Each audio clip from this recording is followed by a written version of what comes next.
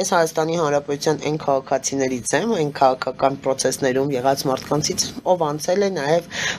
2003-2004 թվականներ, եւ այն ժամանակ, երբ ուղակի հանրահավաքի մասնակցելու համար դու հայտնվում էիր ոստիկանության բաժանմունքներում եւ դաժանաբար ծեծվում էիր։ Դու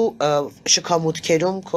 ամբողջ քո տուն գալիս էին խոզարկության, ամեն ինչ, բոլոր տեսակի, դու հնարավորություն չունեիր որևիցե կերպ, որևիցե տեղ աշխատանք գտնելու։ Եթե դու ընդդիմություն էիր, ուրեմն դու դատապարտված էիր, այնտեղ գնում էր, ես ասել եմ, հիմա ընդդիմությունը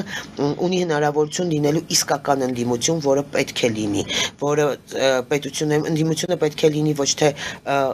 հայհոյող, ոչ թե աթոռի համար պայքարող, այլ ընդդիմությունը պետք է լինի պետությանը օգնող, պետության համար աշխատող, եւ պետության համար աշխատելուց նաեւ իշխանության դիրքերը բարձրանում են, պետության դիրքերը բարձրանում են երկրում։